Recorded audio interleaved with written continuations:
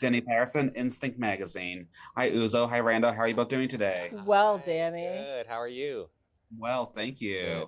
So tell me, how excited are you both for The Residence to premiere on Netflix? Very excited. very, Nervous. all of that. Yeah. All the emotions? Yeah. Yes, yes. Yes. So, Uzo, you play Cordelia Cupp. What drew you to this character, and how did you prepare to bring her to life? The writing drew me to it. Writing? Yeah, definitely the writing.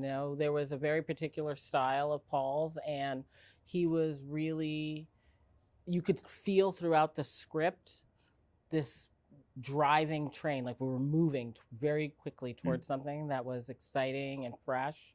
And then for the character, it was how in that writing he had been successful in showing, or I felt inspired, I should say, mhm. um, with how he made it clear how fast she thinks, Yeah. and she's able to process information really quickly, that she's great at this job. And that led me to really start having ideas of how she sounded, the way she showed very little in her expression, how she, in order to get those thoughts through really quickly, how to move my mouth and sort of, you know, pep through all of that.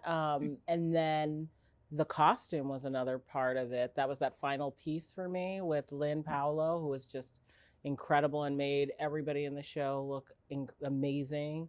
Mhm.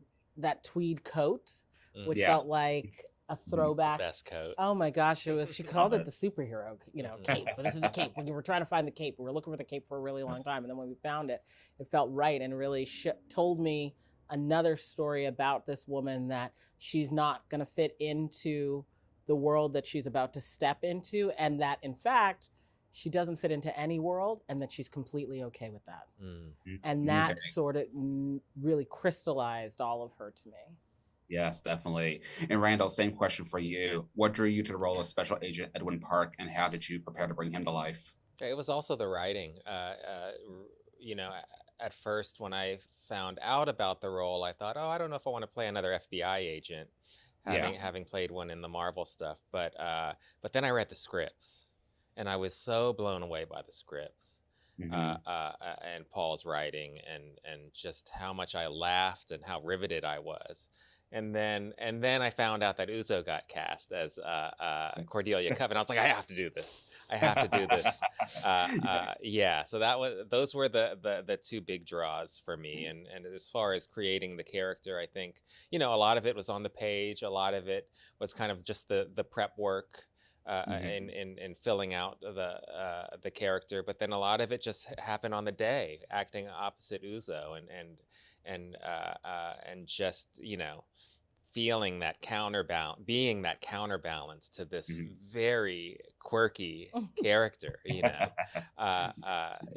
yeah. So it was just kind of the whole process was one that really kind of informed the character.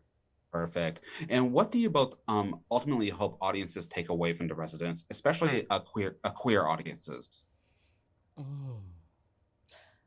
I would love for I would love for queer audiences to know that their stories are valid and come in so many different textures and ways, that they don't need to be explained. They can just Mhm. Yeah. exist in the Hmm. world.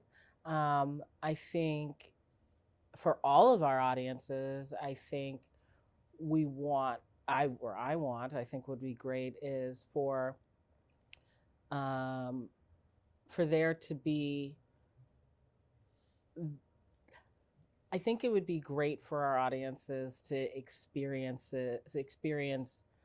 new stories, fresh stories in places and settings that we've seen before, Hmm. being told in a new and completely different way.